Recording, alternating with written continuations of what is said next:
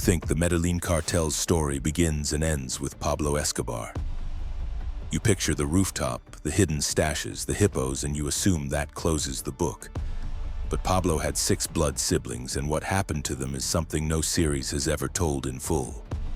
6 destinies that range from blindness to absolute anonymity, from public atonement to a family war over a fortune that simply evaporated. This is the story of the Escobar Gaviria siblings, and by the time it's over, you'll have understood something that changes everything. According to Pablo's own son, one of these siblings secretly negotiated with Los Pepes and with the United States Embassy, while the kingpin was running across the rooftops of Medellín. His story is the last one on this list, and it's the one that explains why the Escobar clan is still broken 30 years later. Luis Fernando Escobar Gaviria, the brother who never made it to 20. The first tragedy of the Escobar family had nothing to do with trafficking of substances, nor with hired gunmen, nor with wars between cartels. It came before all of that, like an omen no one knew how to read. The 7 siblings were born in Rio Negro, Antioquia, children of Abel de Jesus Escobar Echeverri, a peasant farmer who watched over other people's land when there was no harvest of his own, and of Hermilda de los Dolores Gaviria Berrio, a school teacher who came from a family with more resources than popular legend admits. Merchants, cattle ranchers, people with standing in Antiochian society. The 7 in order of birth: Roberto de Jesus, Gloria Inés, Argemiro, Pablo Emilio, Alba Marina, Luz Maria, and Luis Fernando. Their maternal grandfather, Roberto Gaviria Cobaleda, had already drawn the line several grandchildren would follow. He was a smuggler of whiskey and homemade tapetusa liquor in Cañas Gordas and Frontino, back when alcohol was forbidden merchandise. That same grandfather was also the grandfather of José Obdulio Gaviria, the lawyer and politician who would become a presidential advisor to Álvaro Uribe Vélez. The seed of the illegal business was planted 2 generations before Pablo ever spoke his first word. But the first victim of the surname was not a criminal. Luis Fernando was the youngest of the 7, born in 1958. A young man who had no part in his older brother's affairs and who stayed away from any illegal structure while he tried to build a life for himself in Medellín. Pablo, who was already running his first ventures by the late 70s, gave him a brand new Jeep so he could move around the city with his girlfriend Viviana. That gift became his coffin on wheels. In 1977, at just 19 years old, Luis Fernando went out one night to break in the vehicle. An undercover police officer named Eliezer, previously assigned to infiltrate Pablo's emerging organization and pulled off the case for his complete failure to gather information, intercepted them in an advanced state of intoxication. According to the most documented version, Eliezer forced the couple to hand over the wheel, interrupted an intimate moment between the 2 young people, and drove at full speed until the Jeep plunged off a cliff. The impact caused an explosion that left no survivors. Luis Fernando, Viviana, and the officer himself died on the spot. Pablo was 28 years old when he buried his little brother in Jardines Monte Sacro, the same cemetery where he himself would rest 16 years later, only a few meters away, next to his parents and next to Limon, the last bodyguard who fell by his side. The irony is that the first victim of the Escobar surname did not lose his life through organized crime but through the recklessness of an off-duty state agent. And that loop between the family and law enforcement would mark the next 2 decades of Colombian history. Several biographers point to that episode as the moment when Pablo definitively hardened his relationship with the authorities. A rupture that would lead to a war with thousands of deaths, planes brought down, car bombs in shopping centers, and an entire city brought to its knees for more than a decade. The Colombia Con Memoria Foundation estimates that the kingpin's victims could reach 50,000 people. It all began in some way with a drunken policeman and a new Jeep on one Antiochian night. The first Escobar to fall had nothing to do with the business, and that may be the most bitter lesson this family teaches. Even those who did not choose the criminal path ended up paying the bill. But Luis Fernando was not the only one to pay without having chosen. The next sister on this list also paid, though in a way no one in that family would ever have imagined. Alba Marina Escobar Gaviria, the confidant who washed muddy dollars. Alba Marina was born on August 28, 1953, 4 years younger than Pablo, and from childhood she was his favorite sister, his closest confidant. He taught her to read, to swim, to ride a bicycle. And when he became the richest man in global crime, he entrusted her with the most primitive task of the business, counting the cash that came in by the ton to the cartel's safe houses. Alba Marina has described in 2025 interviews with Semana magazine and on the podcast Más Allá del Silencio how she received boxes of dollars packed inside toilet tank lid containers, many of them covered in mud after weeks buried in hideouts scattered across ranches in Antioquia. She cleaned them one by one with her bare hands, organized them by denomination, and began adding them up with a notebook and a pencil. Later, Pablo gave her a calculator whose display did not have enough digits to process what the boxes contained. The kingpin would call her, constantly asking how much is there, and she would answer that she was going to hang up the phone because every time she finished counting he would interrupt, and she had to start from zero. The scene belongs to that territory where the absurd and the horrifying cross paths without asking permission.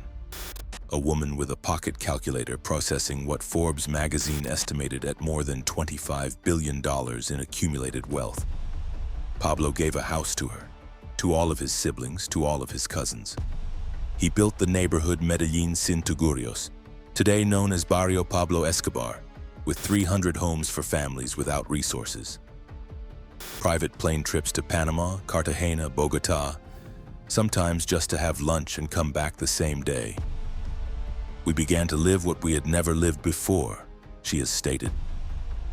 In her 2025 interview with Semana, she revealed that Pablo financed Belisario Betancourt's presidential campaign, that the kingpin's office where that financing was organized became the scene of fury when Betancourt authorized extradition, and that the bodyguards shot up a poster of the president inside that office. She also affirmed that a priest from Puerto Triunfo during the Palm Sunday Mass told the faithful they had to vote for Belisario. That priest acted on Pablo's orders. He had his life taken later by the guerrilla. These are details that connect the cartel's power with state institutions in a way that fictional series barely scratch. Today, Alba Marina lives in Medellín. She switched the order of her surnames, placing Gaviria first, and she has broken irreversibly with Pablo's widow and children. She declared that she does not consider Juan Pablo or Manuela her nephew and niece because they have betrayed their father's memory by selling books full of lies. Of Victoria Henao, she commented that she claims to be going hungry, but that she did not know hunger made people gain weight. She still keeps Pablo's original will, drafted 9 years before his death when the kingpin got a headache so severe he thought he was dying. In that document, he distributed jewelry and artworks for Manuela, 1/4 of free disposal for siblings and parents, and the rest for Victoria. Pablo sent a copy of the will to every family member. It was never executed. After the kingpin's fall, Alba Marina traveled to every hideout she knew of, searching for what remained of the empire. The hideouts were places out of sight, where things were stored or people were hidden, scattered across different areas of Antioquia. In almost all of them, she found absolute emptiness. Not a single bill, not a single relevant document, only the notebook where Pablo kept the names and addresses of his enemies, letters from Manuela, messages from his workers. Only in one hideout did she find $1,500,000, which, she insists, she handed over in full to Victoria. Juan Pablo publicly accused her of having kept much more. Her answer is that the real inheritance Pablo left her was teaching her to read, something worth more than any amount of millions. I was never ambitious, she has repeated. That impressive amount of money, because it really was a lot, Pablo invested in the people. But Alba Marina's most explosive statement has nothing to do with bills and everything to do with bullets. She claims that the search block did not take Pablo's life, that he himself ended his life with his own gun to protect his family, and that the authorities tampered with the body, ripping off his mustache and faking the trajectory of the shots. It is a theory the maternal branch has held for 30 years, and that Colombian authorities have never validated. The accountant of the dirty dollars ended up as the guardian of a truth no one can audit. If Alba Marina chose to defend Pablo's memory tooth and nail, the next sister chose exactly the opposite. Luz Maria Escobar Gaviria, the sister who found the word forgiveness before she found the word mafia. Luz Maria was born in 1955, married to Francisco Arteaga, mother of 3 children. She is the youngest of the sisters and the only one who turned the shame of the surname into a public act of reparation sustained for more than a decade. In 2013, 20 years after Pablo's death, she organized a mass at the Church of Jardines Montesacro Cemetery, the same grounds where her brother is buried alongside his parents, alongside the nanny Teresa, and alongside Limon, the last bodyguard. Outside the chapel, she left paper and pencils so attendees could write messages of forgiveness. 7 or 8 families of victims showed up, and the moment that changed her life was when they embraced her and told her they were not full of bitterness. The best part of all she remembers was that people hugged me and told me they held no resentment. Since then, she walks through cemeteries, leaving handwritten notes on the tombs of people whose lives were taken on her brother's orders. On one, she left a message to the mother of Jaime Hernan Mejia, an 18-year-old boy who dreamed of joining the Air Force and was eliminated in 1989. She assured her that her heart was full of love for the victims. Felipe, Jaime Hernan's brother, confessed to having mixed feelings about those notes. A brother's love is what he misses most, and he does not know whether forgiveness is possible or simply necessary. Luz Maria's awakening was the most brutal in the clan. In a BBC interview that traveled around the world, she recounted that until 1980, she knew nothing about Pablo's business. One day, her brother gathered the entire family to hand them a will no one had asked for and no one was expecting. Hermilda asked him if he was terminally ill. Pablo answered with the phrase that would mark the Escobars forever. "Those who are in the mafia do not die of disease, they die from bullets." That night, mother and daughter pulled a dictionary off the shelf and looked up the word mafia. It wasn't there. They had to go to sleep without knowing exactly what their son and brother was involved in, processing in the dark a reality that still had no name in their household vocabulary. "We didn't even know what the mafia was," she has repeated in every interview since then. The definitive blow came on April 30th, 1984, when hired gunmen took the life of Justice Minister Rodrigo Lara Bonilla on Escobar's direct orders. "It was a horrible day for me," Luz Maria said. "That was when I understood what my brother was capable of." From that point on, she tried to dissuade him along with Hermilda every time a massacre erupted, traveling to find him wherever he was hiding. Pablo always convinced them with the same circular argument: it's us or them. But Luz Maria never accepted that logic, and the emotional distance began long before the bullets of December 2nd. At La Catedral during Father's Day of 1992, she said goodbye to Pablo with a long embrace. Afterward, she traveled to Europe.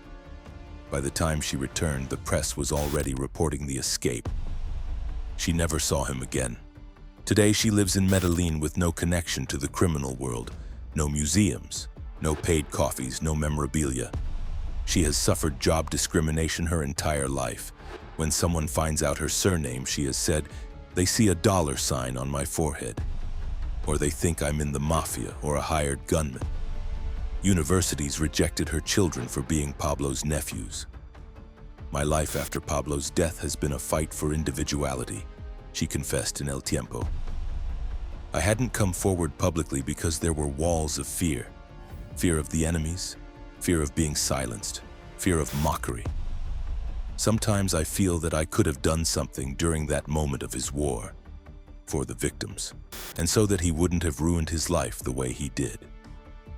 That sentence, delivered without melodrama, is probably the most honest declaration ever to come out of an Escobar's mouth. The sister who searched for the word mafia in a dictionary and didn't find it ended up inventing all on her own the definition of atonement. So far, we have seen siblings who spoke. The next two chose something much harder to sustain across 30 years. Argemiro Escobar Gaviria, the ghost who chose the classroom. Of the six, Argemiro is the one who left the fewest traces in the public record, and that deliberate absence is his most powerful statement. Born around 1951, he was the brother who erased himself from the narrative with a determination that can only be described as an act of extreme will against the gravitational pull of the surname. While Pablo was billing $80 million a month in Miami alone, Argemiro was teaching children in rural schools across Antioquia, following the exact steps of Hermilda, the mother who had planted in him the conviction that education was the only legitimate path. While his brother was building private zoos with hippos imported from Africa, buying politicians with briefcases of cash, and ordering the elimination of judges who signed extradition orders, Argemiro was preparing lessons and correcting notebooks in towns whose names appear in no newspaper headline. He never gave an interview. He never appeared in front of a camera. He never sold his testimony. He never tried to monetize a surname that half the planet recognized. That silence, sustained for decades in an environment where speaking was lucrative and the temptation constant, requires an inner strength that appears in no court file and on no Forbes list. His name shows up in only a handful of documents. In the division of Hermilda Gaviria's inheritance after her death in October 2006, carried out at Notary No. 12 in Medellín, in an El Tiempo note from July of '93 that records the return to Medellín of Escobar's siblings Argemiro, 40 years old, and Luz Maria, 38, after the most violent months of the manhunt, and little else. Argemiro passed away in 2020 at 81 years old, with practically no Colombian or international outlet recording his death with a single line. While Pablo was on the cover of Forbes as the 7th richest man in the world, Argemiro sat behind a teacher's desk in a town without a name. Contrast defies every theory about family determinism. Same blood, same childhood dinner table, same surname, same rural Antioquia, and a moral distance measured not in kilometers but in the decisions each one made in silence. Family is not a sentence. It is a circumstance you either inhabit or abandon. Gloria Inés Escobar Gaviria, the sister with no archive. Gloria Inés completes the map of the clan as a blind spot no journalist, no biographer, and no television producer has managed to illuminate in more than 3 decades. Her existence is recorded in birth certificates, parish registers in Rio Negro, and notarial deeds from Hermilda's succession, where she appears signing as Gloria Inés Escobar de Ortiz, alongside the other heirs. In November of 2020, all the surviving siblings transferred through public deed at Notary No. 12 in Medellín, the inheritance rights corresponding to them from Hermilda's estate, which confirms that Gloria Inés was still alive at least until that date. Beyond those documents, her life remains completely sealed. It is known that on the night of December 2, 1993, she was at the Medellín morgue alongside Hermilda identifying Pablo's body while the cameras of every news outlet captured the scene. There is a fragment that shows them giving statements with reddened eyes and broken voices, the mother on one side, the sister on the other, and between them the weight of a body that would change Colombian history forever. After that night, Gloria Inés withdrew from the public eye with the same efficiency as Argemiro. There are no interviews, no books, no podcasts, no recent photographs, no digital trace of any kind. If Argemiro was the ghost who chose a classroom as a trench against fame, Gloria Inés was the ghost who chose to be nothing traceable at all, to leave no mark that could connect her to the most documented narrative in Colombian criminal history. In a family where some monetize the memory and others atone for it over other people's tombs, her silence may be the most radical way of surviving the surname. Some carry the history, others tell it, and others decide that, for them, it simply does not exist. And now we arrive at the last brother, the one we saved for the end for a very specific reason. Roberto Escobar Gaviria, the little bear who lost his sight and perhaps his loyalty. Roberto de Jesus was the oldest of the 7, born on January 13, 1947 in Rio Negro. As a young man, he fixed between 20 and 30 television sets a day to pay for his studies and his sports sponsorship in road cycling. He was a serious cyclist, competed in national championships and classic races alongside legends of the Colombian pedal, and the nickname that would follow him for the rest of his life was born during a stage in a downpour. The tires threw so much mud in his face that only his eyes were visible, and a radio reporter said into the microphone that here came Roberto Escobar Gaviria, who looked more like a little bear.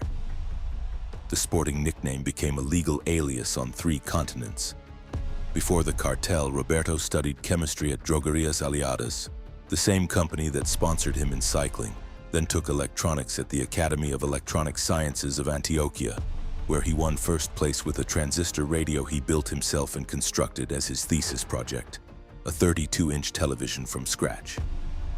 He took courses in sports medicine and nursing with distinction as top student in both, founded the bicycle factory El Osito, and the horse breeding farm El Potrerillo, with Paso Fino specimens reaching values of $5 million per head, until Los Pepes castrated his most valuable horse as revenge against the family. Everything Roberto built with his hands before the white substance proves that the clean path existed and that he had more than enough talent to walk it. What came afterward was a choice, not a fate.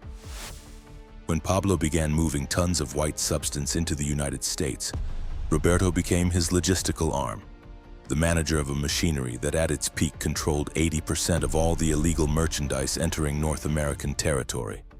An operation valued at billions of dollars a year that made the organization one of the most profitable enterprises on the planet, legal or illegal. In Miami alone, $80 million came in every month, a figure that today, adjusted for inflation, would exceed $300 million. Roberto managed part of that mental accounting that only 2 heads of the clan handled, his and that of Gustavo Gaviria, the cousin. He is accused of having directed part of the network of hired gunmen between 1987 and 88, although he always denied it. When the time to surrender came in June of '91, he turned himself into justice alongside Pablo, walking into La Catedral. The night of the escape in July of '92, he was among the 11 who kicked down a drywall and walked out through the fog while the blackout covered Medellín in darkness. 79 days later, Roberto turned himself in again. Pablo never set foot in a cell alive again. What separated their fates was that difference. One surrendered, the other decided the law would have to find him. August 18, 1993 marked Roberto forever. While imprisoned at the maximum security prison in Itagüí, he received a manila envelope with the letterhead of the Office of the Attorney General. An official envelope that crossed detectors and checkpoints without anyone stopping it, which fueled suspicions of internal complicity.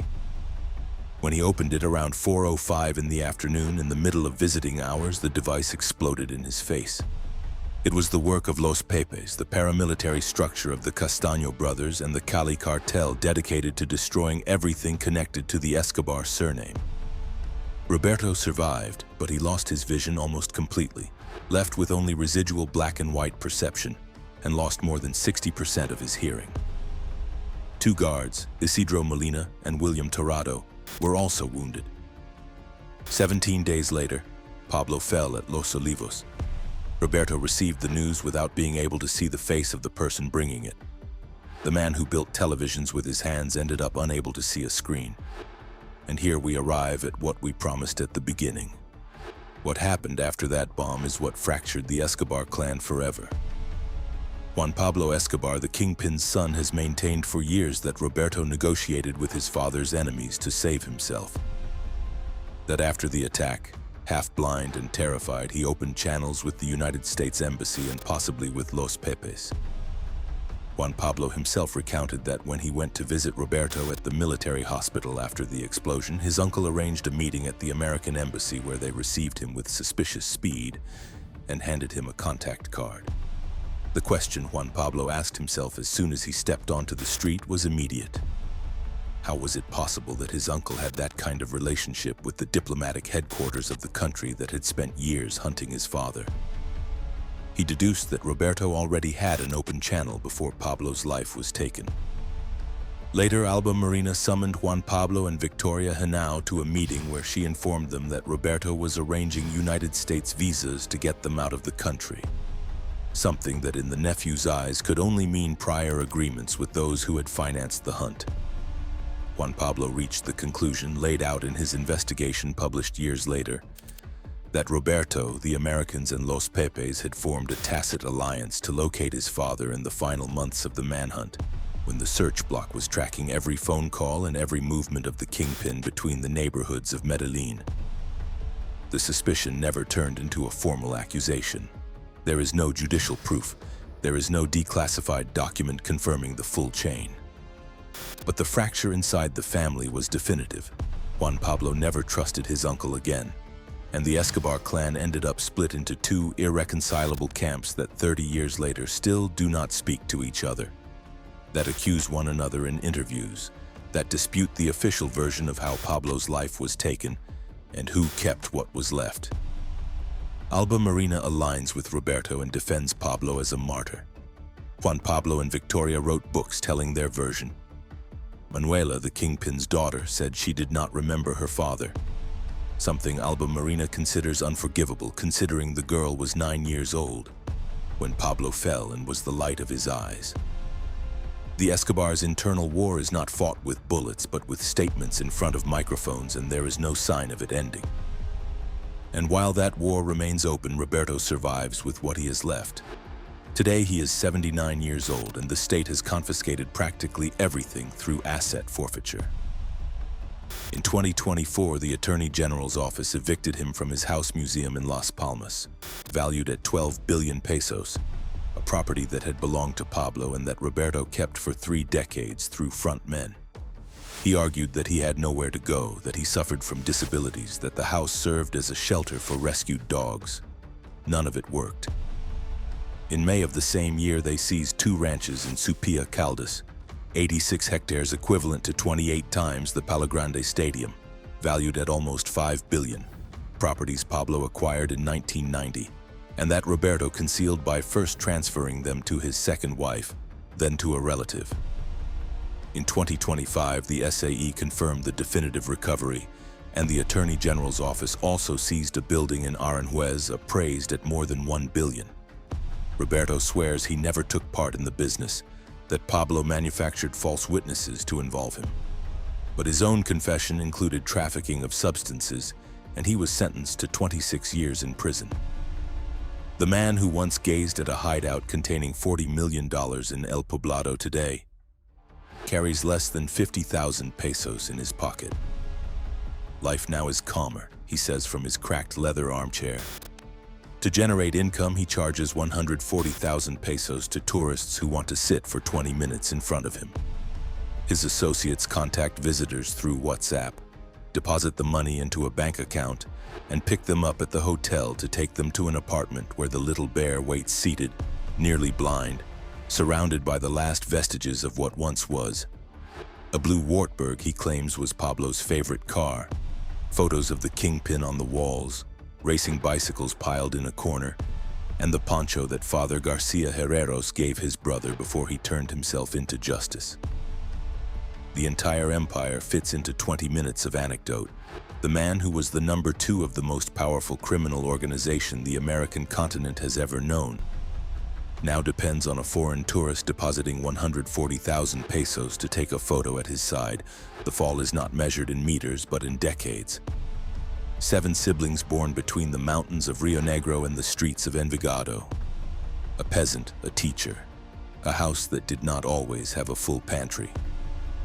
From that home came a cyclist who ended up blind because of an envelope with an official letterhead, an accountant who washed muddy dollars with her bare hands, a woman who walks through cemeteries leaving notes of forgiveness on other people's tombstones, a teacher who corrected notebooks until his last day without anyone ever asking him about his brother, a boy who did not make it to 20, a shadow who chose to erase herself from the map forever, and the most wanted criminal of the 20th century.